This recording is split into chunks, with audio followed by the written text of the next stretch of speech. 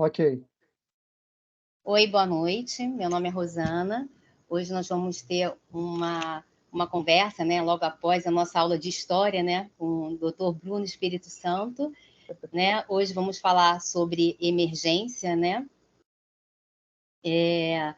oncológica no CTI pediátrico. O palestrante vai ser o Dr. Bruno Espírito Santo e a coordenadora vai ser a Flávia Alves de Matos. Olá, boa noite.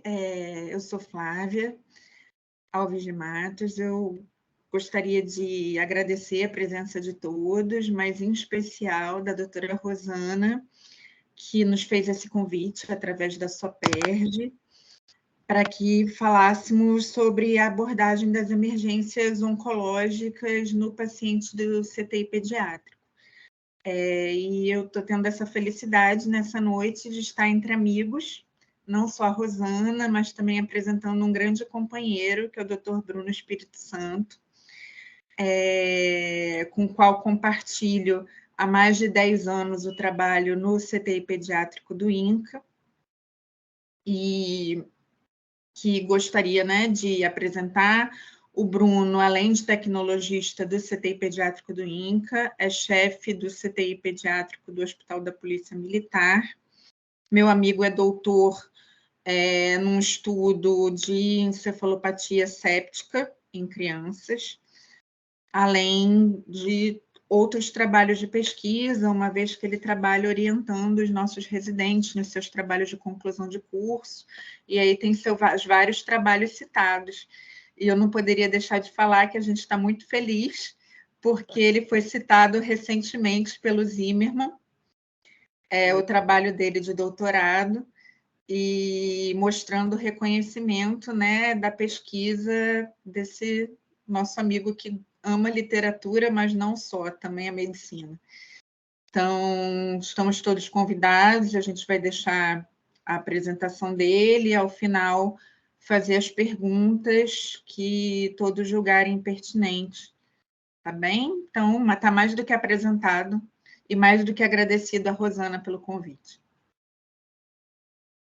Poxa, eu quero agradecer essa oportunidade de estar falando de um assunto tão fascinante, um assunto amplo, tá, gente? Mas primeiro eu quero agradecer na pessoa da Rosana, né, pelo convite, né, a doutora Raquel, pessoas amigas que estão com essa iniciativa aí de trazer conhecimento para muitas pessoas. Flavinha, quero te agradecer muito as suas palavras. Você introduz de uma forma brilhante. Você é uma profissional que eu tenho a honra de trabalhar, além de ser um ser humano incrível, Flavinha. Muito obrigado pelas suas palavras, tá? É sempre suspeito, né? A gente ouvir elogios, né? Palavras assim de amigos, né? Mas eu te agradeço, tá? Esse carinho. Diego, você já pode colocar os slides. Começarmos a falar desse assunto, tá? Eu quero falar para vocês que esse tema eu procurei fazê-lo de tal maneira que nós tenhamos 3 etapas, tá? Até porque o nosso público é amplo, nós temos desde estudantes de medicina e residentes de pediatria, talvez alguns residentes de terapia intensiva também, alguns intensivistas. Então, um tema de tal amplitude que contemple uma plateia igualmente ampla, ele necessita de um planejamento, tá certo, gente? Então, eu fiz da seguinte forma. Primeiro, nós vamos falar... Pode passar o primeiro, por favor. Essa daí, ó, é a nossa unidade de emergência, tá? Emergência pediátrica do INCA. Nessa emergência pediátrica, nós temos condição de fazer um atendimento do doente com câncer, que chega da rua, né, com câncer, que já é acompanhado pelo hospital, e nesse lugar a gente tem como fazer toda a abordagem inicial de emergência e até mesmo colocá-lo inicialmente numa abordagem de terapia intensiva, tá? É possível fazê-lo nessa unidade Então, vocês veem aí, eu procurei mostrar nessa foto, principalmente no final do slide, você tem um leito em que você tem toda uma célula que permite que você faça ressuscitação cardiopulmonar, né? Que você coloque o doente em ventilação mecânica, obtenção de acesso venoso profundo e suporte de monitorização, estabilização, imagem ou terapia intensiva. Tá? Dali para uma imagem, se for o caso, ou para terapia intensiva. Isso é muito bacana. Nós trabalhamos no CTI pediátrico, mas a primeira porta de entrada dessas crianças para a gente lá do INCA é essa unidade que eu estou mostrando aí nesse slide, tá certo? Então, aproveito e parabenizo o trabalho dos nossos colegas na emergência aí do INCA, tá? Nós mesmo, durante esse tempo que estamos no INCA, tivemos a oportunidade, a Flavinha deve lembrar-se, de trabalhar um tempo na emergência ali também, nessa abordagem inicial, né, do doente grave com câncer. Pode passar o próximo, por favor. Então, essa apresentação, como eu estava dizendo, ela necessita de um planejamento, gente. E eu fiz de tal maneira que nós vamos ter 3 vertentes nessa conversa. Primeiro, nós vamos falar do reconhecimento do câncer, tá? É muito importante nós sermos capazes de, diante de uma história de exame físico, reconhecermos que estamos com um paciente com câncer, caso do paciente pediátrico com câncer. Nós observamos lá no INCA que muitas vezes, gente, a criança passa por uma grande peregrinação, tá? Por UBSs, por hospitais, até que esse diagnóstico seja feito. Então, é importante nós destacarmos nessa nossa conversa o reconhecimento do câncer. Num outro momento da nossa apresentação, nós vamos falar, de uma forma geral, das abordagens na emergência, né? As abordagens das situações clássicas. Evidentemente, é um assunto muito amplo, em que nós não temos tempo, né, para cobri-lo de maneira absoluta, mas vamos procurar falar das principais situações. E, por último, vamos dividir com vocês um pouco da nossa experiência no INCA. O que a gente vê, como que a gente aborda, de fato, assim, o que os americanos chamam hands-on, né? Como que a gente vê isso, né? Como a gente trata isso daí, tá? Além, obviamente, do que a literatura mostra, né? Sempre em acordo com a literatura, mas passando a nossa experiência. Então, são 3 partes: reconhecimento, abordagem de emergência e a nossa experiência. Então, vejam aí, ó, que esses dados são americanos, né? Você tem 12 mil casos novos de câncer por ano, tá? Nos Estados Unidos, é a segunda causa de morte na infância, tá? De 1975 a 2017, houve uma diminuição da morte por câncer, porém, eu destaco aí em vermelho, um aumento de mortalidade com sobrevida das crianças. O que significa isso, gente? Significa que as crianças com câncer, elas estão vivendo mais tempo e, com isso, trazendo mais morbidades. Então, é muito possível que num hospital que não seja de câncer, apareça uma criança com câncer numa situação de emergência. Essas crianças estão vivendo mais. Pode passar o... por favor. Aqui vocês têm uma ideia, né, do câncer infantil com os diversas incidências, né? A leucemia ali disparado na frente, pode reparar, né? Quase metade dos cânceres, tá? Com linfoma, depois vejam sistema nervoso central, com uma quantidade também muito boa, muito alta, tá? E aí os outros cânceres, né? Neuroblastoma, retinoblastoma, tumores de tecidos moles e tumores ósseos. Reparem vocês que nós temos aí um panorama do tipo de câncer que a gente encontra. E isso bate exatamente com o que a gente vê no INCA, tá, gente? É isso mesmo que a gente vê aí em termos de incidência de câncer. A gente tem muito neuroblastoma, muitos tumores ósseos, tá? E isso aparece para a gente lá na emergência. Pode passar o próximo, por favor.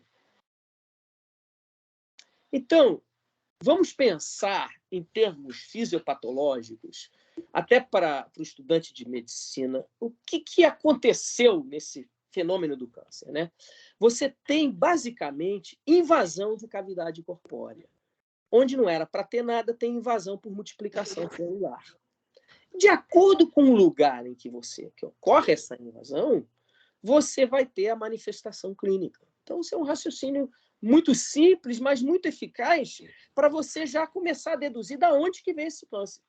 Então, por exemplo, se você tem, né, invasão de medula óssea, né, órgão formador de célula sanguínea, você vai ter o quê? Palidez, anemia, né? Vai ter quimoses, né?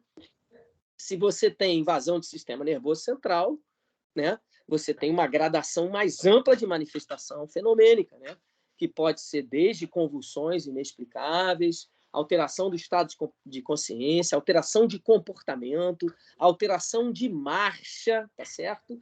Até quadros em que essa suspeição diagnóstica ela é mais sutil, por exemplo, náusea, tá? Muita náusea, fraqueza na perna, vômito, cefaleia. Tem que pensar em câncer, tá?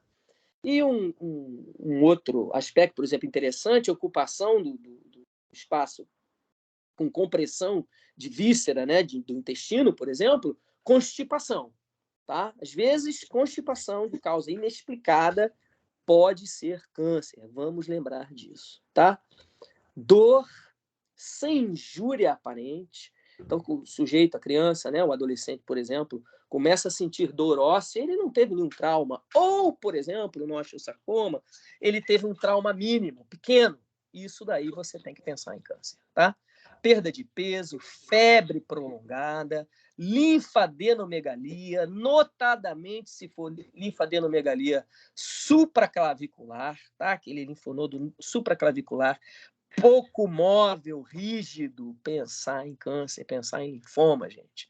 Tá? Hepatosplenomegalia, massas abdominais, ataxia, leucoria, aumento, por exemplo, unilateral de testículo, pensar em câncer. Pode passar o próximo, Diego, por favor.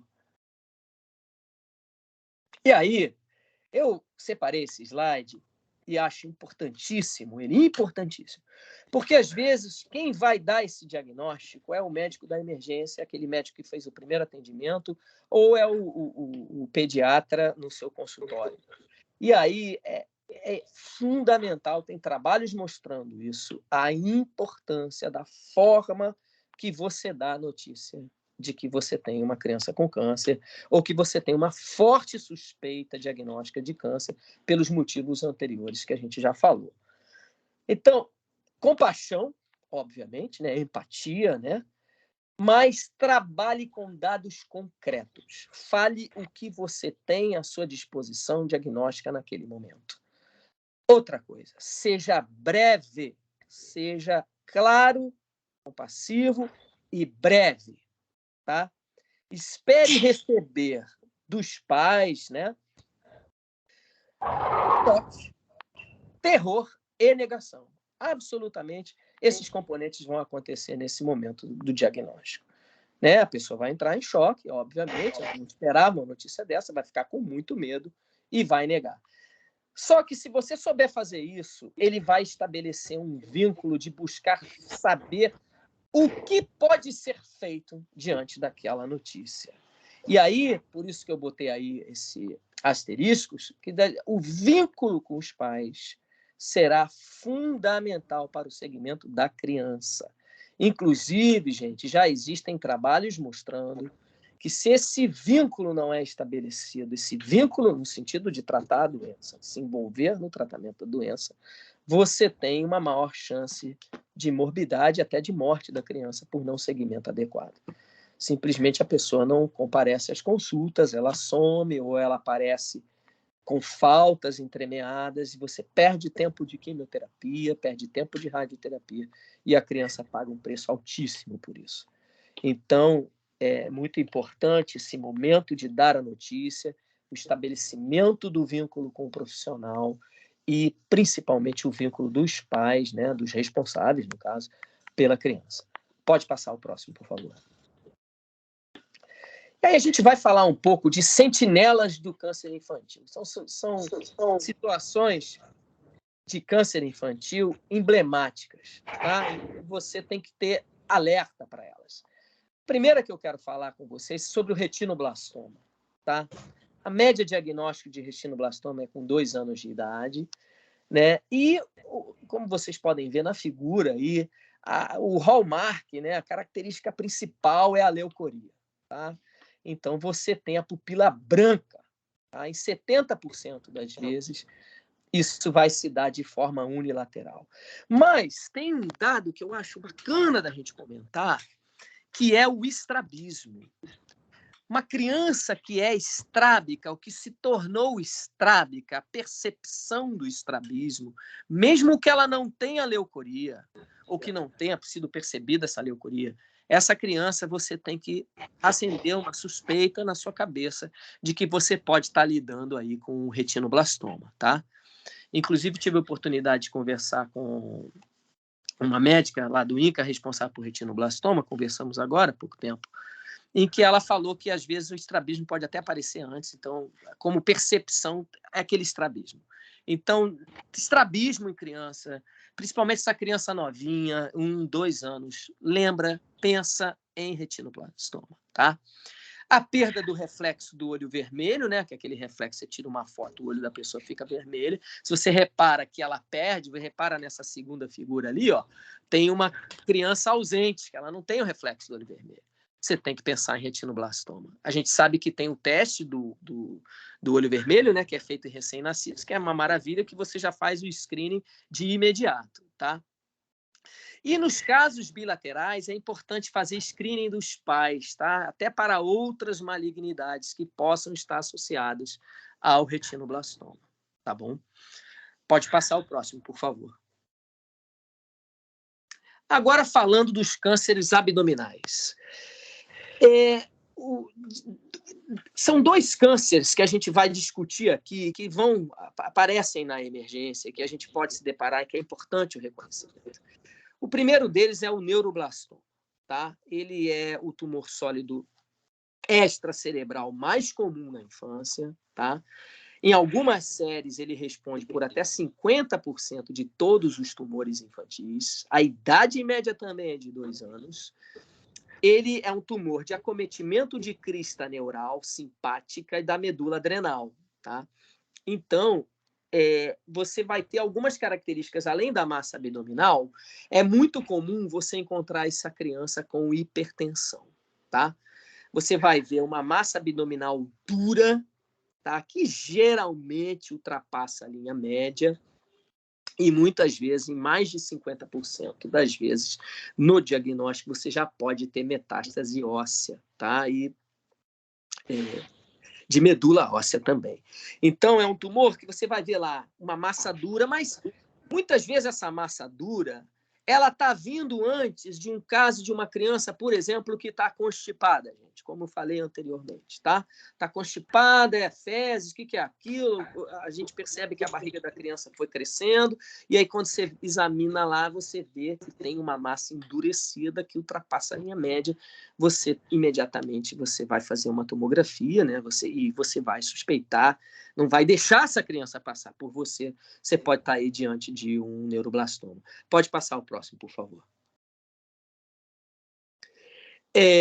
Aqui, como eu estava falando, né, obstrução intestinal. Às vezes essas massas crescem muito, tá? E levando até edema escrotal e de extremidades. A gente vê isso no INCA, vê mesmo, comumente, tá? Inclusive, muitas vezes esses pacientes, eles ficam numa situação de restrição respiratória, com dificuldade de respirar, porque o tórax fica todo comprimido por conta do tumor, tá? O diagnóstico é feito por TC de abdômen, pelve. Você pode e deve fazer uma ressonância nuclear de crânio, né, para ver alguma possibilidade de metástase, e também dosagem de aumento de catecolaminas urinárias, que estão super aumentadas nesse tumor, tá? Pode passar o próximo, por favor. Aqui, um outro tumor abdominal importante de reconhecimento, que é justamente o tumor de Wilms, tá? Vejam, também 2 anos de idade, a média desse tumor. Ele é mais comum, mas não é exclusivo, obviamente, em negros afrodescendentes, né, que é grande parte da população brasileira. É uma massa abdominal, ao contrário do neuroblastoma, é uma massa abdominal geralmente de características unilaterais. Ele não costuma ultrapassar a linha média. Ele pode ter como manifestação clínica uma hematúria, então, às vezes, a única manifestação clínica que vai fazer você pensar em tumor, né, é aquela criança que, de repente, começa a sangrar. Tá? Então, você, caramba, será que ele tem um nefroblastoma? Será que ele tem um tumor renal? Tá? Você tem que lembrar de Wilms. E, assim como o neuroblastoma, ele também causa hipertensão, tá? Com compressão de vasos renais e também por aumento de renina. Tá? Pode passar o próximo, por favor. Aqui, ó, esse é um slide interessante, mas mais no sentido de nos colocar uma diferença entre os dois, tá? Porque são diagnósticos diferenciais muito próximos, tá? A similaridade desses tumores. Então, você tem a questão da faixa etária, que basicamente é a mesma, mas a localização do neuroblastoma, como a gente falou, está mais relacionada à crista neural, né? A adrenal, e o Wilms, obviamente, é um tumor renal. Tá? Aqui tem uma coisa interessante que eu acho bacana, que é em relação à cura. Né? Vejam que você tem uma taxa de cura hoje que se aproxima de 90%.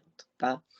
É bem incomum você ter, no caso do tumor de Wilms, metástase cerebral, mas acontece. Tá?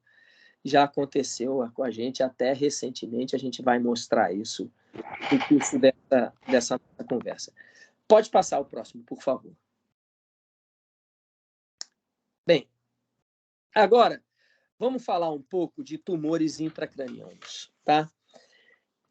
Tumores intracranianos, existem vários, mas os que são mais prevalentes, disparado primeiro é o astrocitoma, que é o tumor sólido mais comum na infância, tá? Depois nós temos os gliomas, que são mais comuns em escolares, os meduloblastomas e o crâniofaringioma, tá? De todos esses, são sempre tumores de tratamento difícil e, obviamente, quando você tem o acometimento de tronco encefálico, você tem um prognóstico pior, tá? Desses tumores aí. Em relação a reconhecimento na emergência, gente, lembra da criança que está nauseada, vomitando e começa a ter dificuldade de marcha. Por favor, lembre disso. Veja a pressão dessa criança quando ela chegar na emergência e lembra de pensar em tumor de sistema nervoso central. Notadamente, se ela tem uma cefaleia importante, às vezes uma cefaleia de características matinais, se ela vomita, se ela está sempre nauseada, às vezes isso já são sinais de hipertensão intracraniana. O exemplo aí dessa foto é uma criança, uma paciente nossa lá do INCA, bem recente, que tem um glioma, tá, de sistema nervoso central, essa parte branca aqui atrás, assim, de acometimento de tronco encefálico, tá? É uma escolar com acometimento de tronco encefálico, tá? Uma criança que nós atendemos esse ano, tá? O exemplo dessa foto. Pode passar o próximo, por favor. Aqui, esse slide é interessante porque ele vai colocando aspectos que nós precisamos lembrar quando estivermos pensando em tumor do sistema nervoso central.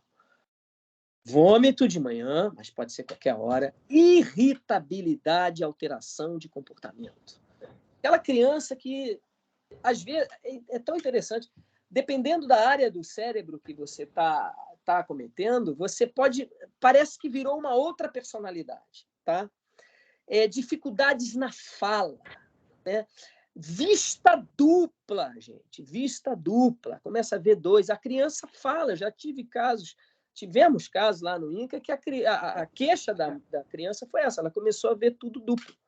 Na verdade, já era um tumor expandindo ali em sistema nervoso central.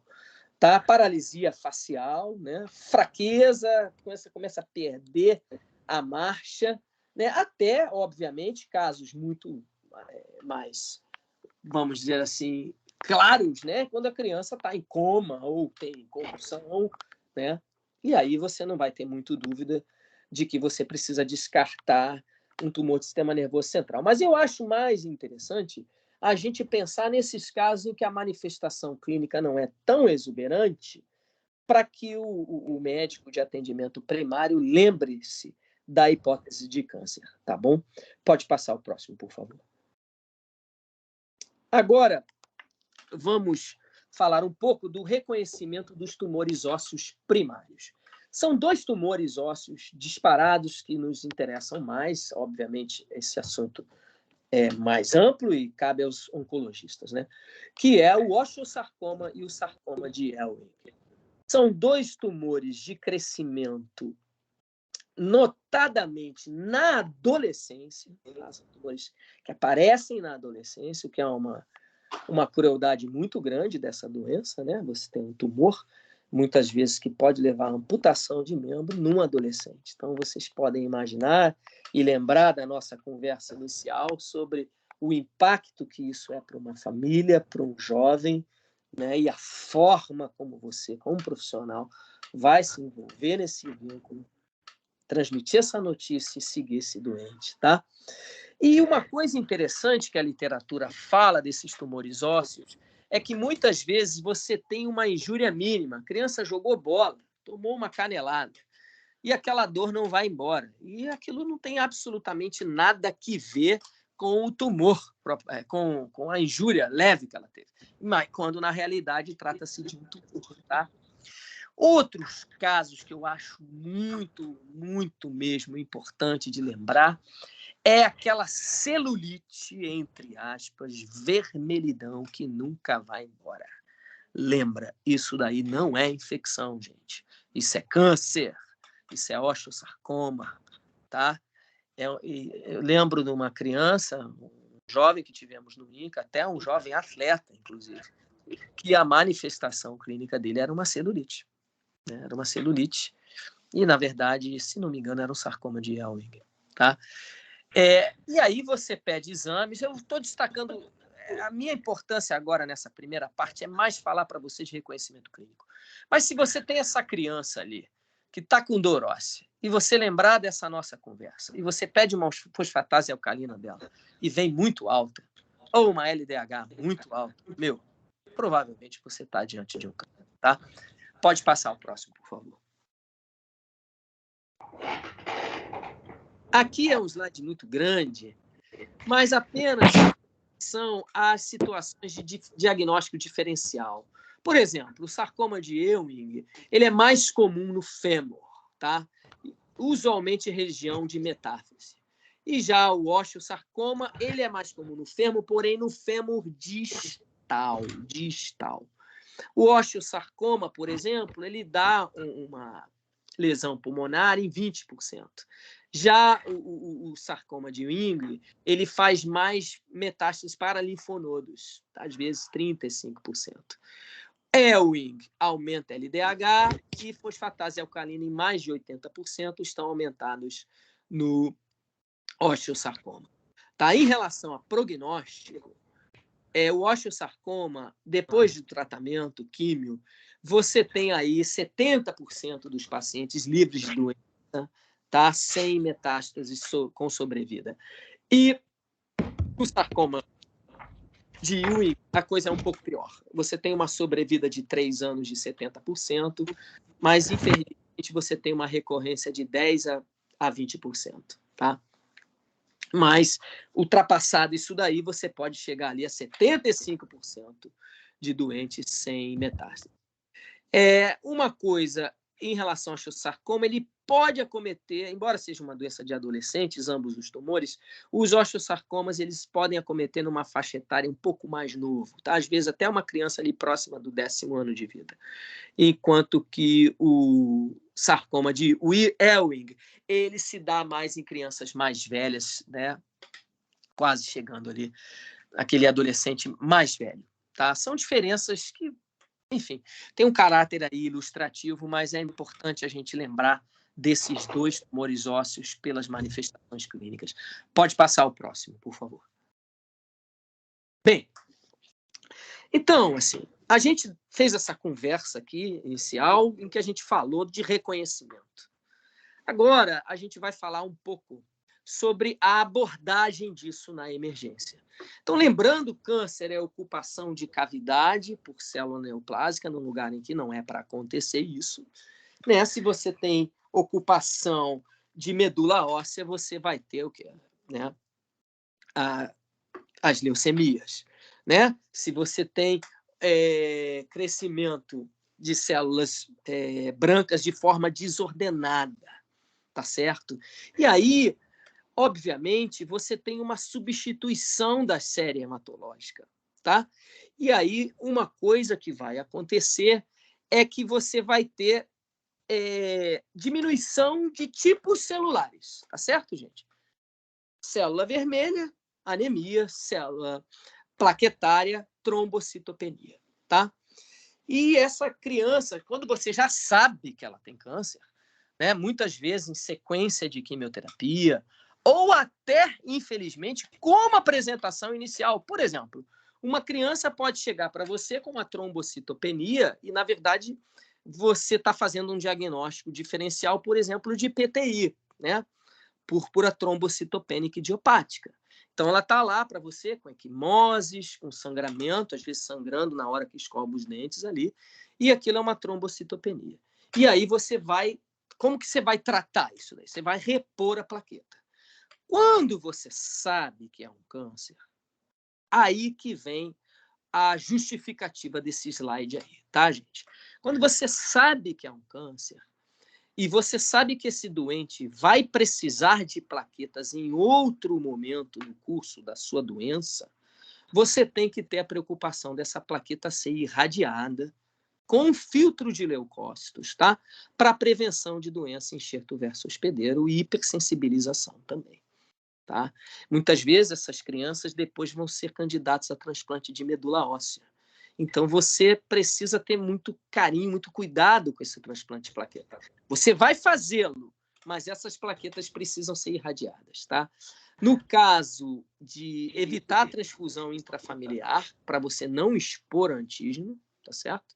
Você não fazer exposição de antigenemia, isso pode atrapalhar o sucesso de um transplante de medula óssea, tá? Isso é importante. É importante que essa plaqueta seja citomegalovírus negativo, tá? E aí uma discussão que muito comum, esse tipo de discussão, quando que eu transfundo a plaqueta? Não existe uma regra absoluta de valor numérico absoluto para transfusão plaquetária, tá certo? Mas em choque séptico, em ventilação mecânica, eu sou da opinião de que a gente deva transfundir quando plaquetas estão menores do que 50 mil, tá certo? Eu sou dessa opinião. Tá? O corticoide, lembrar que ele pode te atrapalhar em termos diagnóstico no aspirado de medula óssea, se você induzir uma citorredução. Você está lá com uma plaquetopenia, desconfiei que é câncer, né? E você, vou fazer uma citorredução. Se você puder já transferir essa criança para um serviço de hematologia e oncologia em que ela possa fazer um aspirado de medula óssea, talvez seja mais interessante, porque se você faz a citorredução com corticoide, ela pode te atrapalhar no diagnóstico na hora que você faz o aspirado de medula óssea, tá? Pode passar o próximo, por favor. Em relação à anemia, esse valor aí de hemoglobina menor que 8, isso daí a gente sabe que a literatura hoje ela tem sido cada vez mais econômica em relação à transfusão. Então, valores absolutos não é uma coisa que a gente possa se fiar de forma 100%. De uma forma geral, a gente procura transfundir doentes com câncer, com uma anemia, com hematócrito, com uma hemoglobina menor do que 8. Geralmente, você faz 10 ml por quilo de concentrado de hemácias, corre de 2 a 4 horas. Tem alguns trabalhos em que você faz indução de crescimento de eritrócito com eritropoetina. Lembrar que essas hemácias precisam ser irradiadas, tá? Muitas vezes o doente faz, mas muitas vezes mesmo, a gente vê isso bastante lá, do doente ter que fazer previamente corticoide antihistamínico antes de fazer o sangue, tá? Para evitar reações à bolsa, até porque são doentes que muitas vezes vão precisar transfundir, tá certo, gente? Então, você vai tendo uma exposição antigênica de tal maneira que daqui a pouco você coloca o sangue, aquele sangue não é aproveitado, e fora reações graves que podem acontecer ao sangue. Se não me engano, há uns 2 anos, a gente teve uma criança muito grave que fez uma SARA com evolução pós-transfusão, grave, um trale muito grave pós-transfusão, mesmo a gente seguindo todos esses cuidados. Tá? Outro aspecto comum do doente com câncer é trombose. Tá? Os doentes com câncer são doentes muito inflamados, tá? Eles têm uma exposição pró-inflamatória de endotélio, pró-coagulação, e esses doentes formam muitos trombos. Tá? Então, é comuníssimo a gente fazer profilaxia com a enoxaparina. Tá? Uma coisa que a gente precisa estar sempre atento em relação a tempo de permanência de catéter, que aumenta o risco desse doente fazer trombo. Tá? E, às vezes, a gente usa a enoxaparina em dose plena e raramente a gente faz anticoagulação plena, tá? Trombolítico, tá? Não me recordo de ter visto, mas a literatura fala sobre isso, mas dificilmente você faz trombolítico nessas situações, tá? Eu destaquei aqui a clínica de trombose de seio cavernoso, porque se você sabe que aquela criança tem câncer, você sabe que ela é uma criança trombofílica, tende a formar trombo. E ela se apresenta para você com obnubilação, tá? Com quadro de convulsão, déficit motor, que ela não tinha antes. Lembre-se desse diagnóstico diferencial, tá? De um AVC isquêmico, e pense na possibilidade de estar diante de uma trombose de seio cavernoso, tá bom? Na emergência mesmo, chegando para você com esse diagnóstico. Pode passar o próximo, por favor. Aí tem o CIVD, né, que é a coagulação intravascular disseminada, em que você tem uma reação inflamatória descontrolada, em que você acaba esgotando os seus fatores de coagulação, né? Você acaba lançando os seus fatores de coagulação e utilizando eles de forma totalmente descontrolada, e você acaba tendo os dois fenômenos, né? É uma situação muito difícil em que você sangra e forma trombo. Você sangra e forma trombo. Então, é bem desafiador você tratar CIVD, tá? Esse ano, no CTI, nós tivemos uma criança com CIVD. Essa criança, ela precisou de plaqueta, precisou de plasma, precisou de crioprecipitado. Né? Plasma, você repõe os fatores como um todo. Crioprecipitado, você tem um grupo específico de fatores. Geralmente, a gente faz uso do crioprecipitado quando nós temos um fibrinogênio baixo. Tá? Algumas pessoas consideram esse fibrinogênio baixo abaixo de 150, outras abaixo de 180. Mas se você tiver sangramento ativo, você faz crioprecipitado nos casos de CIVD. Tá? Esse diagnóstico ele dar-se-á pela clínica, né? A clínica é uma criança que está sangrando, né? Em que você tem PTT muito alargados, muitas vezes você está encoagulado, né? As plaquetas começam a consumir numa tentativa de estancar o sangramento, e você também tem fibrinogênio baixo, tá certo? Aqui só botei como uma observação essa leucemia promielocítica. Tem uns trabalhos de CIVD tratando com ácido transretinóico, mas eu não tenho a menor experiência disso. É só para trazer também uma atualização de literatura para vocês, tá? Essa heparina, ela tá com esse pontinho de exclamação aí, porque é uma situação assim muito difícil de você colocar uma heparina, né, às vezes heparina em infusão contínua, numa criança com CIVD que esteja formando muito trombo. Isso é uma situação extremamente particular, em que você vai ter que estar reunido com especialistas, com várias pessoas pensando para ver se justifica fazer isso daí. Talvez numa situação de trombos muito graves, com ameaça de perda de membro, talvez nessa situação você possa levar em consideração isso. Mas, na maioria das vezes, esse problema vai ser resolvido com a reposição de hemoderivados, tá? Que foi o caso esse ano mesmo, um jovenzinho, se não me engano, ele tem um tumor de Wilms, é isso mesmo, um tumor de Wilms, em que ele evoluiu com CIVD, tá? Pós-quimioterapia. Pode passar o próximo, por favor. Aí uma outra situação de interesse clínico é a hiperleucocitose, em que você tem uma enorme quantidade de leucócitos circulantes na corrente sanguínea e é fácil você deduzir o problema que você vai ter. Você vai ter problemas de obstrução, tá? De fluxo sanguíneo, tá certo? E isso pode se dar em qualquer lugar da economia do corpo. Então, isso pode acontecer no rim, mas pode acontecer no cérebro, né? Então, você pode ter um acidente vascular encefálico, você pode ter uma insuficiência renal. É uma quantidade de células muito grande, para você fazer esse diagnóstico, é acima de 100 mil leucócitos, tá certo?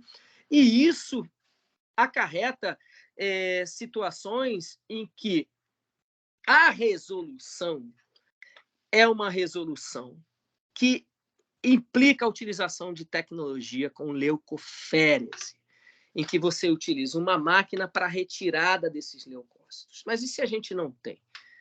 A gente já pode fazer muita coisa, tá certo?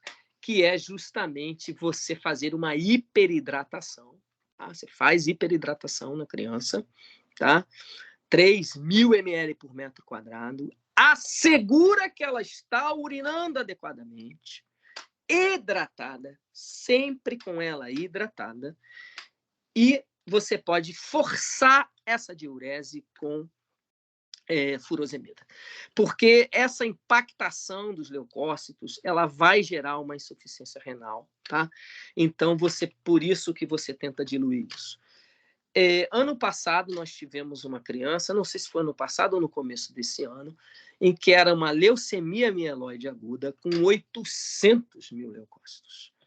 E ela respondeu à leucoférese, tá? Mas, por incrível que pareça, há controvérsias em relação à leucoférese, tá? Existem alguns trabalhos que apontam o risco dessa tecnologia, tá? Não é uma coisa tão tranquila assim, mas a gente deve fazer. Tá? Eu sou da opinião que a gente deve fazer. Pode passar o próximo, por favor. E aí vem a famosa síndrome de Lise tumoral.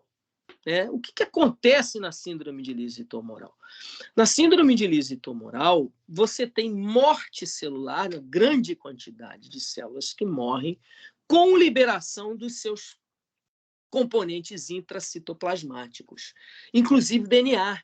Né? Xantinas, hipoxantinas, fósforo, potássio, cálcio. E isso daí acaba que prejudica toda a fisiologia enzimática do corpo do indivíduo. Né? Você não tem como funcionar com a liberação dessa quantidade de substâncias que vem da morte das células. Então, se você pensa que a morte celular é o objetivo da quimioterapia, o objetivo da quimioterapia é a morte da célula tumoral. Então, você consegue deduzir que essa síndrome de Lise tumoral ela vai acontecer em proximidade de uma quimioterapia, logo em seguida uma quimioterapia. Geralmente, até o 7º dia, se você tem alteração eletrolítica ou sintomatologia de síndrome de Lise tumoral, você deve associar à quimioterapia que você utilizou, tá certo? O linfoma não Hodgkin tem uma prevalência muito grande de síndrome de Lise tumoral, assim como qualquer tumor sólido que seja muito grande, tá? Neuroblastoma é um tumor de risco médio, tá certo?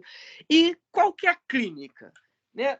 Do ponto de vista da liberação desses elementos na corrente sanguínea, não é difícil você deduzir a clínica, né? Se você tem potássio circulando de forma anormal, muito elevado, espere encontrar arritmias relacionadas à hipercalemia, à hipercalcemia, né? Se você tem liberação de componentes intracelulares, espere ter dificuldade de transmissão de potencial de ação, né?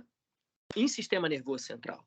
Né? Espere que você possa ter, por exemplo, desde quadros leves, náusea, cãibra, está começando a acumular cálcio, potássio, náusea, cãibra, dores musculares, até casos mais graves, né, com convulsão, arritmias, coma, tá?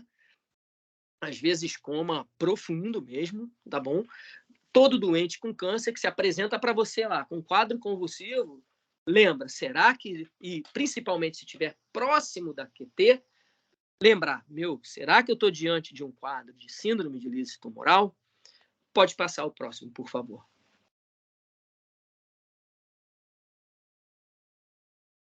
Aqui, por exemplo, a gente vê uma ilustração da Biomedicines que mostra exatamente isso que eu estou falando e fala um pouco sobre o tratamento, gente. Como que a gente vai resolver essa situação, né? Primeiramente, você precisa hiperidratar esse doente. Ele precisa ser hiperidratado. Você garantiu que ele está hidratado, você garanta uma boa diurese para ele. Só a hiperidratação, às vezes você consegue a diurese que você precisa, às vezes você precisa associar a furosemida. Alguns trabalhos colocam screenings de gravidade da síndrome tumoral, tá certo? Quando você tem aumento muito significativo dos fatores ou uma clínica muito exuberante, você deve usar da rasboricase, tá? E aí, se você observar, é muito interessante. A gente tem a rasburicase no INCA, a gente utiliza essa enzima. O que ela vai fazer no metabolismo das xantinas? Ela faz a conversão, tá? Da hipoxantina, né? do ácido úrico em alantoína. Então, ela, de fato, vai diminuir a sua produção de ácido úrico, tá? Ela transforma o ácido úrico, gente, em alantoína. Essa alantoína, ela é hidrossolúvel, então ela é eliminada. Ao contrário da outra terapêutica que é utilizada, que é o halopurinol. O halopurinol é um análogo da oxidase. Então, ele diminui. Tá vendo? Ele age na conversão da hipoxantina em xantina. Ele diminui essa produção. Mas é diferente da rasburicase porque ele não faz uma conversão numa forma hidrossolúvel. Então, dá-se preferência à rasburicase. Tem o fato da rasburicase ser mais cara, tá certo? Então, a gente ainda usa lá no INCA o halopurinol, nos casos de lise leve. Mas a gente utiliza nos casos graves e, em grande parte das vezes, a rasburicase mesmo por essas vantagens que a gente está colocando aqui, tá? Realmente, você acaba vendo uma diminuição muito abrupta do ácido úrico com a utilização da rasburicase. Pode passar o próximo, por favor. Aqui, apenas como uma ilustração para vocês, os critérios laboratoriais de Cairo Bishop sobre o diagnóstico de síndrome de lise tumoral, tá? Veja só, esses elementos aqui, ó, ácido úrico, potássio, fósforo e cálcio aumentados num paciente com câncer, em utilização de quimioterápico, permite que você faça esse diagnóstico, tá bom? Claro que, conforme essa doença for ficando mais grave, espere encontrar acidose metabólica, né? Espere encontrar potássios muito elevados, em que você tem que fazer toda a abordagem de hipercalemia, que é fora do escopo dessa aula, mas que vocês já sabem, né? As abordagens necessárias para cada um desses distúrbios metabólicos que você vai se deparar. Pode passar o próximo, por favor. Ainda aqui, já havíamos falado sobre isso, pode passar, só a questão dessa diurese, que eu acho interessante, quando que você considera uma diurese adequada, aí de 3 ml quilo-hora, ou crianças maiores, 100 ml por metro quadrado de superfície corpórea. Pode passar o próximo, por favor.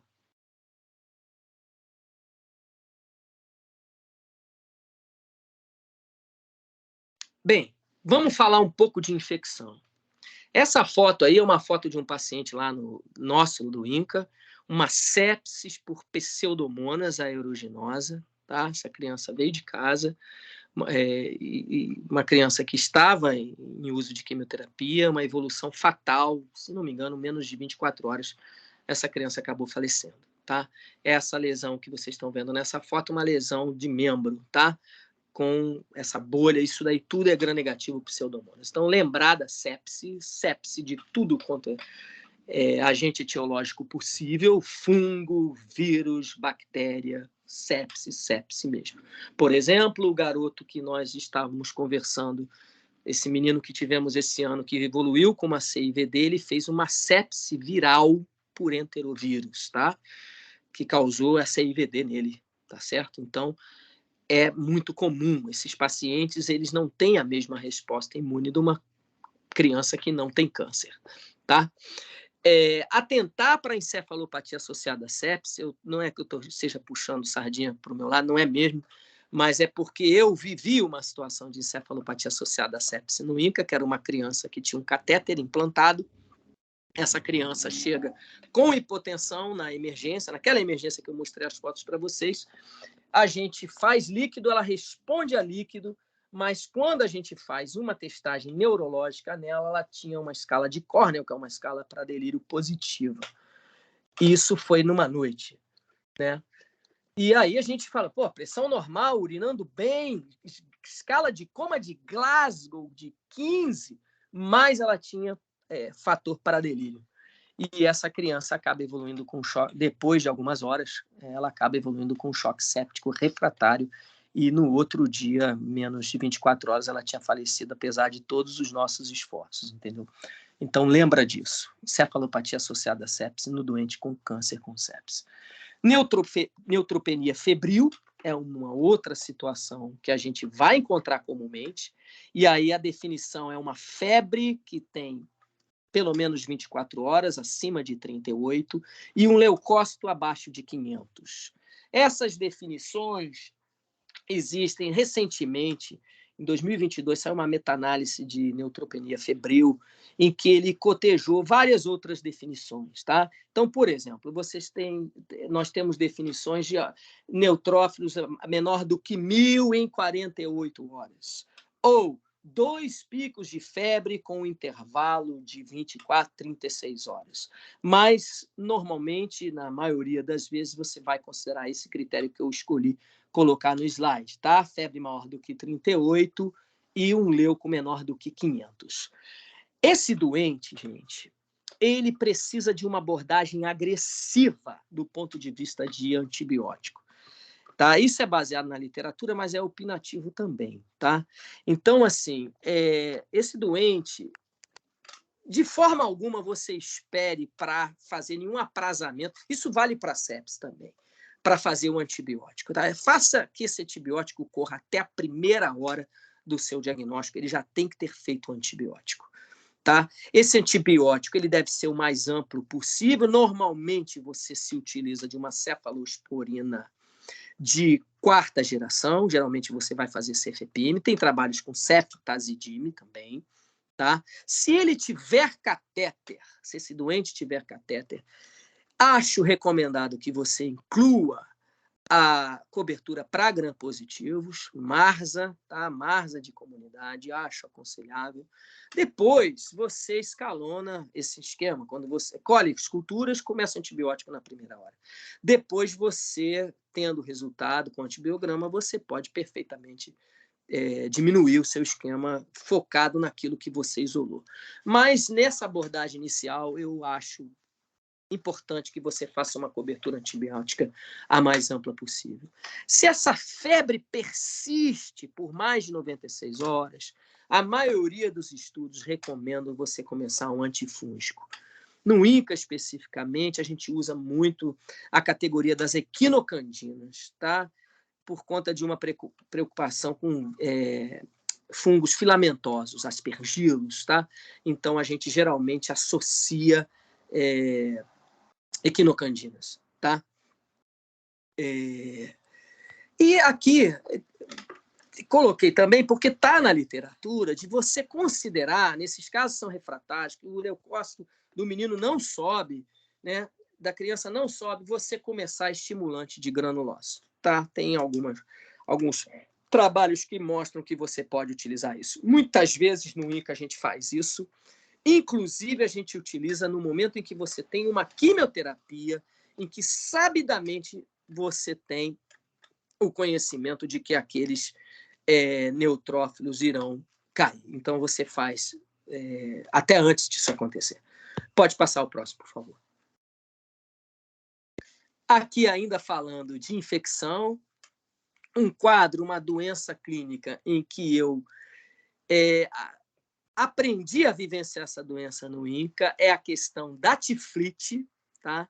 Que é uma enterocolite necrotizante neutropênica. Então, você tem neutropenia, tá? E você faz uma enterocolite com descolamento da mucosa, tá? Do intestino. Geralmente, intestino direito. Tá? São quadros que a gente vê lá, muito graves. O doente se apresenta com uma clínica de distensão abdominal, obstrução, vômitos. Muitas vezes esses doentes evoluem com choque séptico, tá?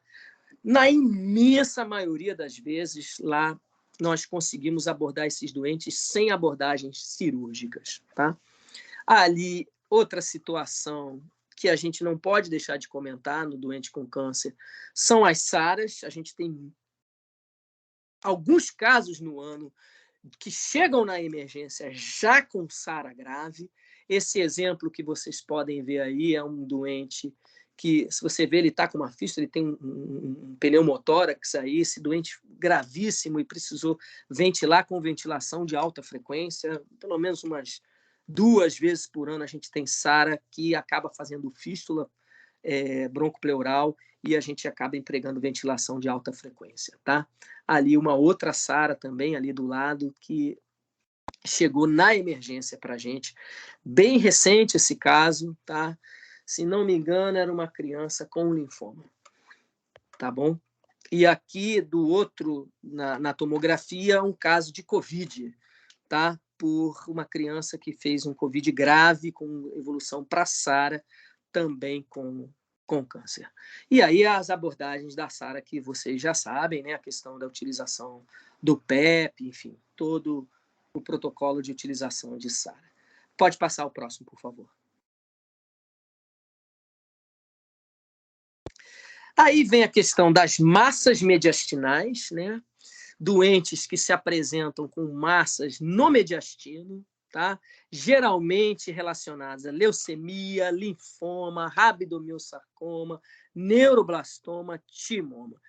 Esse caso merece chamar a atenção nessa nossa conversa, porque são casos de muito difícil manejo, tá? Porque são doentes em que a via aérea deles, comprometida pela massa, torna esse manejo em que você vai precisar, muitas vezes, de uma equipe multidisciplinar para abordar esse doente. Então, como é que você vai reconhecer esse doente, né? Ele pode chegar para você. Às vezes é um tumor de mediastino que foi crescendo e foi sendo tratado, entre aspas, como uma pneumonia, e, na verdade, é um linfoma, por exemplo, um timoma, e que vai chegar para o doutor que está na emergência e o doutor vai conseguir fazer esse diagnóstico. Principalmente se você tem características de tosse, estridor, sibilo, desmaio, porque diminui retorno venoso, tá? Se você tem uma queixa da criança só conseguir dormir ou melhorar em determinadas posições, porque você desloca a massa e impede que ela comprima a via aérea.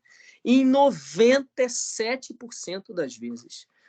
Se você ouvir a história e fizer um raio-x de tórax, você vai ser capaz de identificar essa situação. Lembrando que as crianças têm um tórax menor e uma via aérea com um diâmetro 30% menor. Então, os casos delas são mais graves.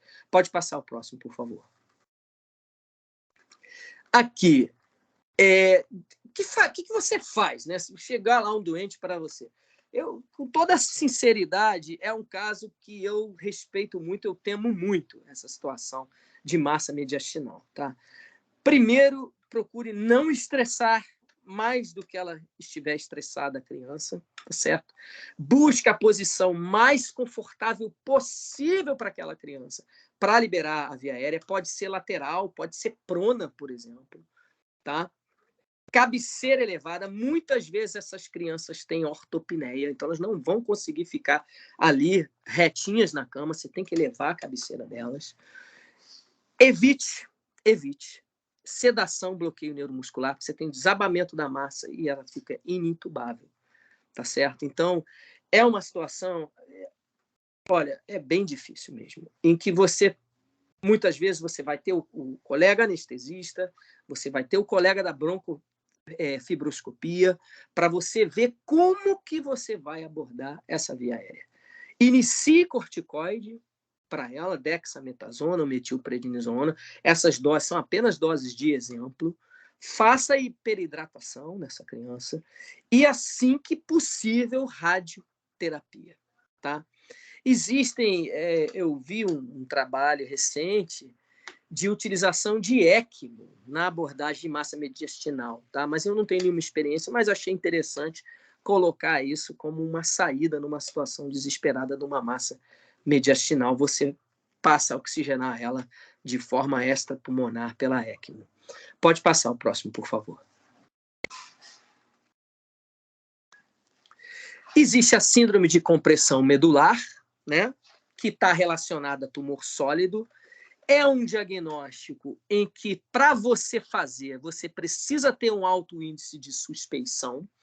Lembra, gente, que é uma queixa muito incomum na população pediátrica você ter uma queixa de retenção urinária, tá? Retenção urinária, incontinência fecal, dificuldade de marcha, que não houve trauma na espinha, pode ser câncer, pode ser um tumor comprimindo o trato medular da criança.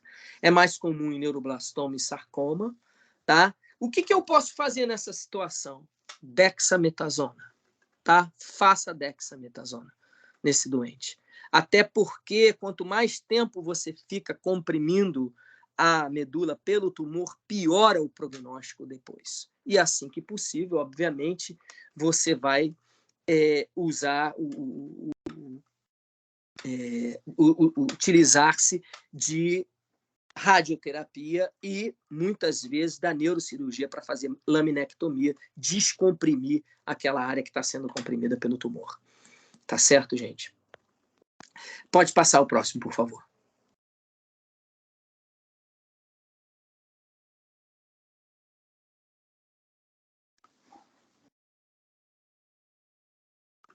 Isso. Aqui eu quero falar brevemente sobre a síndrome PRES, que é uma situação que a gente tem sempre um caso lá no INCA, que é uma encefalopatia reversível relacionada à hipertensão arterial.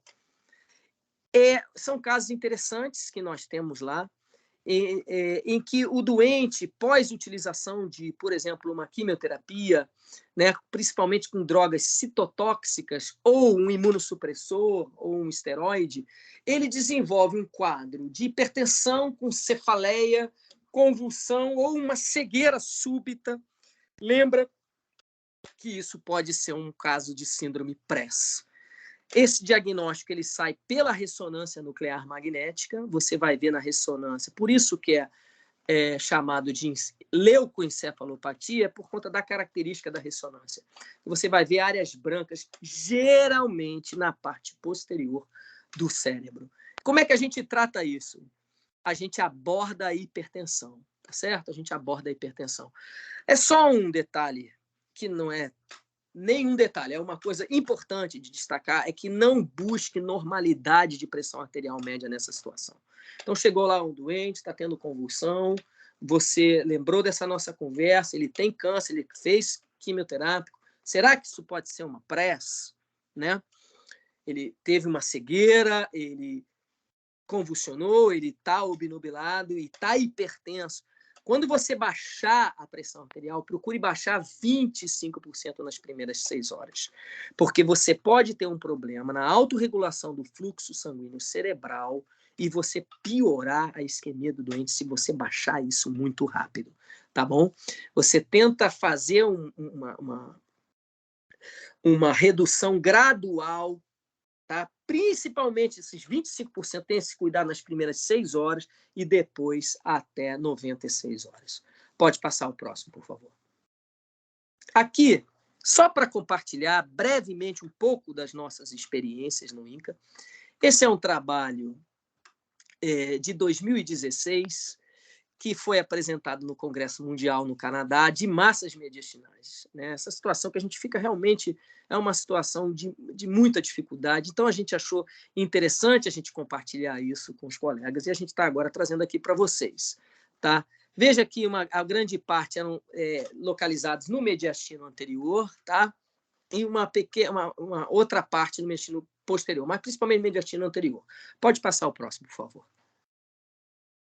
Aqui, nas manifestações, eu acho interessante destacar que, basicamente, dispneia, dor torácica, tosse e broncoespasmo. Isso é interessante, porque, às vezes, essa criança fica fazendo nebulização em clínicas, em serviços, e aquilo ali é uma massa de mediastino.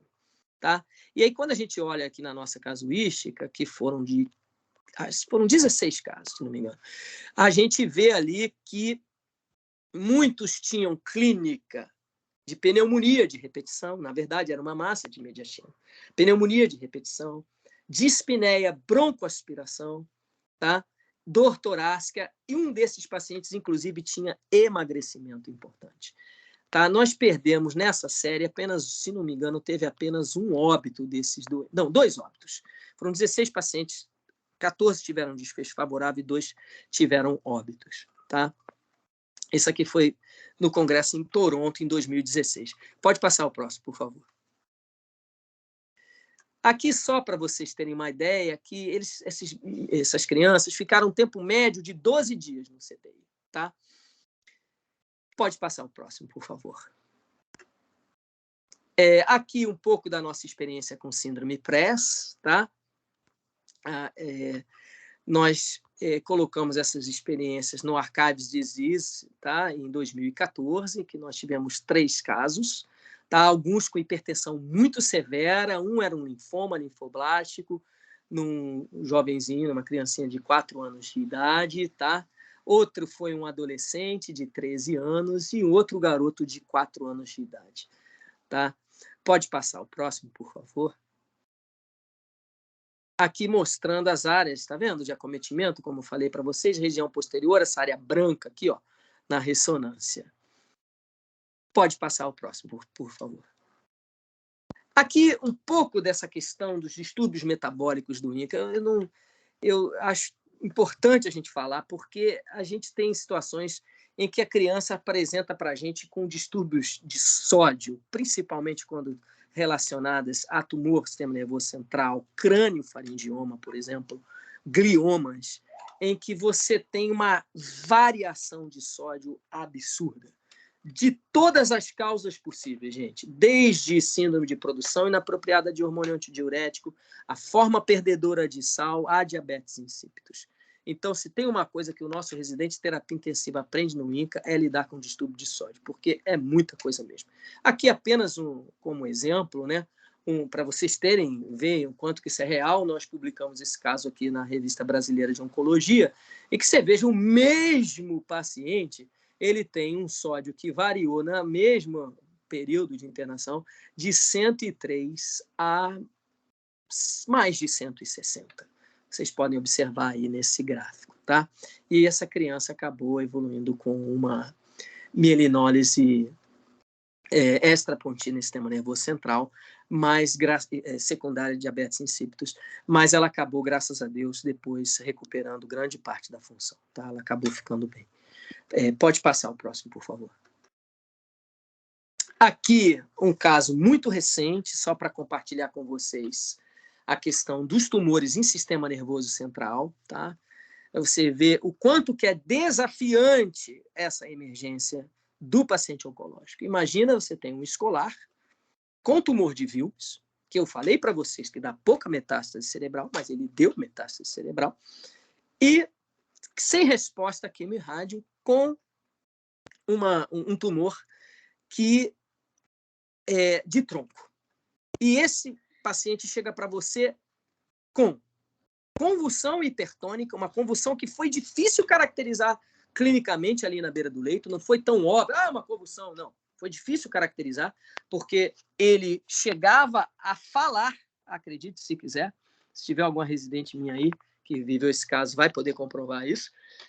Ele tinha hipertonia e quando aí ele afundava o neurológico, tudo isso ao mesmo tempo, tá? E a gente percebeu nele a anisocoria. Então, ele estava anisocórico, depois muito obnubilado, Glasgow aí 9, talvez, e hipertônico. Como que você vai acessar a via aérea dele com essa clínica tão exuberante de hipertensão intracraniana, não é? Então, nesse caso, a nossa estratégia foi uma intubação orotraqueal em que nós utilizamos o videolaringo, tá? Em que nós fizemos uma sequência rápida de intubação com propofol, rocurônio, tá? Intubamos e ainda fizemos salina 3%, tá? E hiperventilamos também. Hiperventilamos 2 minutos, fizemos salina 3%, tá? E para intubação foi feito bloqueador neuromuscular. Isso permitiu que esse doente fosse intubado com uma relativa segurança, inclusive com diminuição da alteração dos diâmetros, da diferença entre as pupilas. Achei bacana dividir essa experiência com vocês. Pode passar o próximo, por favor. Aqui, ó, um exemplo de tiflite, tá? Olha o abdômen desse doente. Isso é um garoto, um jovem, tá? Um menino de 14 anos, se não me engano, tá? Um abdômen muito distendido. Vejam essas alças. Aqui a tomografia, se você ver, parece até a enterocolite de um recém-nascido, né? Você vê o descolamento da mucosa, tá? Esse doente foi abordado na emergência, né? Depois ele acabou indo para terapia intensiva porque ele evoluiu com uma sepse, mas foi um choque séptico que respondeu apenas a líquido, tá? Ele fez só líquido, antibiótico de amplo espectro e dieta zero e NPT. Não precisou abordagem cirúrgica, tá bom? Pode passar o próximo. Agradeço a paciência de vocês, tá? Espero que o assunto tenha sido interessante para vocês. Aqui é um momento de descontração da nossa equipe. A gente gosta muito de comer, gosta muito de se reunir, tá? Um dá muita força para o outro, é desafiante trabalhar no INCA, tá? Aqui estou com a minha querida Flavinha, uma criança um tumor de Wilms, que infelizmente depois evoluiu de uma forma muito grave e que teve que fazer nefrectomia e que depois evoluiu, fez transplante renal, tá? Essa criancinha ali.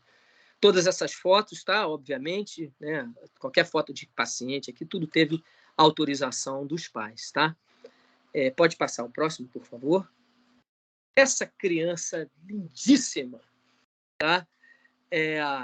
Uma menininha que encantou a todos, tá? Recebeu alta muito recente aqui do CTI, né? Eu quero terminar essa imagem com essa imagem que nos traz assim tanta esperança, tanta beleza, né? Esse cachorrinho que é a Hope, que está sempre visitando as crianças, até dentro do CTI, tá? E lembrar para a Flavinha, para todo mundo que me fez esse convite, que esse tema é gigantesco, né, gente? É um tema muito amplo. Mas quero terminar com o Fernando Pessoa, dizendo que trabalhar nessa seara vale a pena, porque a nossa alma não é pequena, né, gente?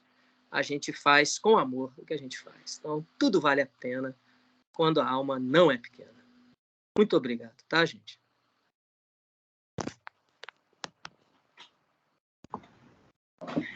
Oi. Você vai falar? Eu posso falar?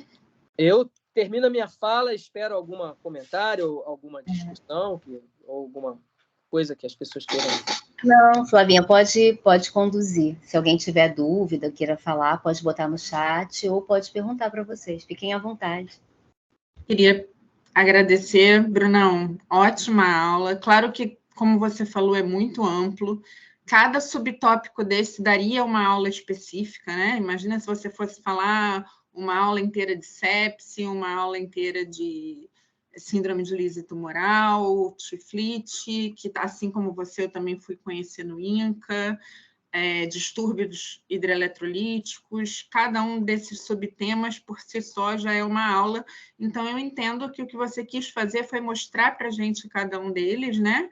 E nos dar esse olhar para que estudássemos depois, né? Nos aprofundássemos, caso esse seja o nosso desejo. Então, muito obrigada. Eu não sei se vão surgir perguntas específicas, até por conta da hora, não sei como é que está o pessoal em relação a isso, mas eu queria colocar que isso que você trouxe, né, das nossas experiências, das coisas que a gente vê lá, dos pacientes que são pacientes extremamente complexos, porque têm algumas doenças de base, que são extremamente graves e passam por tratamentos que também contribuem muito, né? Porque a gente tem emergências que também são relacionadas à quimioterapia, seja, como você falou, pelo distúrbio hidroeletrolítico, seja pelas intoxicações do quimioterápico em si. Né? Por exemplo, a gente tem uma outra coisa que é a intoxicação por ifosfamida, também, que a gente tem alterações que a gente precisa ficar dosando e todo esse manejo, né? Mas eu acho que uma das coisas que eu do INCA também, que é o nosso feijão com arroz lá, de toda hora, de todo dia, da emergência, são as infecções relacionadas a dispositivos. E que a gente fica até meio ansioso com isso, né? Os dispositivos passam a nos causar desconforto. Então, uma mensagem para quem está nas outras emergências que não sejam a do INCA: paciente com dispositivo, com catéter de longa permanência, com catéter de curta permanência, que chega fazendo febre, qual seria, né, a sua sugestão de condução nesse caso? Chegou, por exemplo, lá no Adão Pereira Nunes, um paciente do INCA que passou por quimioterapia e teve o catéter ativado para fazer essa quimioterapia. É mandado embora para casa e começa a apresentar febre, faz uma bacteremia. O que você sugeriria para o emergencista que fosse feito nesse primeiro momento? Assim, tem alguma sugestão? Essa é uma pergunta que, na minha visão, a melhor forma de você respondê-la é você tirar do seu campo de visão situações de gravidade. Por exemplo, se esse paciente chegou para você hipotenso, se esse paciente tem alteração mental, alteração cognitiva, você deve pensar se esse catéter pode continuar aí. Tá, Flavinha? Essa é a forma como eu vejo. E aí você... Porque só a febre com o catéter... Outra coisa, você vai olhar a característica do catéter. Como que está esse... Tem uma infecção, tem uma área de celulite em volta daquele catéter, está saindo secreção dali.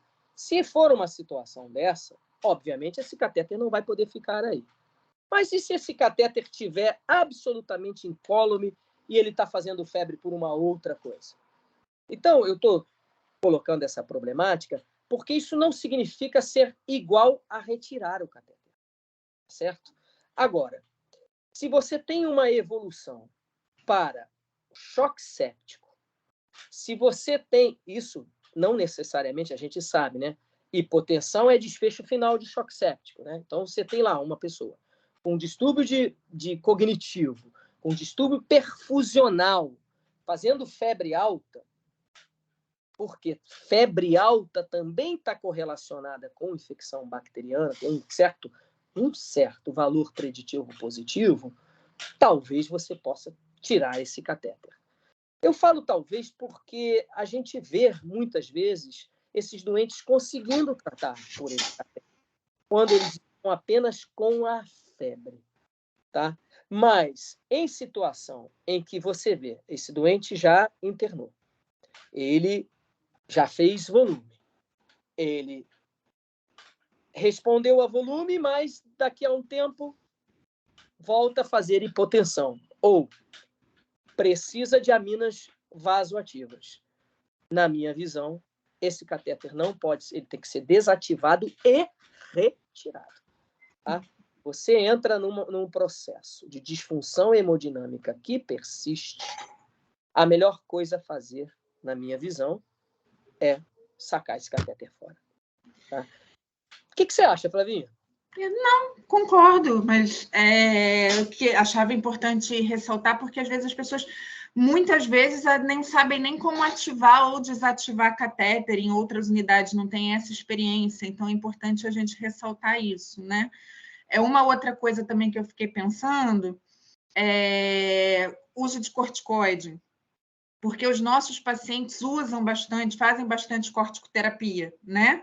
Então, chegando numa emergência, a mãe às vezes não te passa essa informação, mas você desconfiar, né, do uso de corticoide, principalmente você mostrou ali pacientes com comprometimento do sistema nervoso central. Ô, Flávia, que lembrança bacana. Olha, isso é tão importante, porque o choque séptico nesse doente com câncer, como a Flavinha falou muito bem, a chance dele estar usando corticoide é imensa, tá? Se for tumor de sistema nervoso central, por exemplo, quase 100% deles usam dexametasona em dose máxima, dose alta. E isso vale, gente, o doente chegou com choque, ou até num pós-cirúrgico. O cara fez um pós-cirúrgico, lembra que ele tem grande chance de fazer insuficiência suprarrenal relativa. Esse doente precisa de dose de estresse de corticoide. Legal, Flavinha? Legal. Outra coisa que estão perguntando aqui no chat é sobre cardiotoxicidade, que infelizmente é a nossa realidade em muitos esquemas de quimioterapia, né? Sim, a gente vê bastante. Tivemos situações, inclusive, que a gente teve que usar levosimendan, tal insuficiência cardíaca tão refratária, tá? E essa criança, acho que ela saiu, né, Flavinha? Saiu, era até uma jovem, nós já tivemos, se a Isabelle estivesse aqui, ela poderia falar mais para a gente. A gente tem, infelizmente, alguns casos em que a gente não teve, o paciente às vezes se curou, eu não vou citar nome aqui da paciente, mas a gente teve pacientes que se curaram do câncer, mas que infelizmente evoluíram com insuficiência cardíaca refratária. Uma delas veio a óbito, a outra fez um transplante cardíaco, né? Então ela sobreviveu, mas às custas de um transplante. E tivemos vários outros, principalmente quando o esquema envolve doxo, né? Que realmente tem que ser isso levado em consideração. Então, também é algo para os emergencistas levarem em conta na hora de expandirem esse paciente, ou do atendimento geral, que esse paciente pode ter uma depressão miocárdica pelo esquema de quimioterapia utilizado. Alguém gostaria de fazer mais alguma pergunta, gente? Algo específico? Todo mundo cansado? Agradeço a paciência de todos, hein? Não, foi ótimo. Realmente não tem como ser uma aula mais curta do que isso, mas é só porque final do dia, todo mundo, depois de ter trabalhado o dia inteiro, podem estar já um pouco... Claro. Mas passaríamos aqui horas conversando sobre esse tema e sobre os livros que estão aí atrás de você. Obrigado, Flavinha. Quero convidar todos os residentes a fazerem estágio lá conosco. A gente recebe residentes aí do Rio de Janeiro, até de outros estados. Na verdade, até de outros países, né? Sim.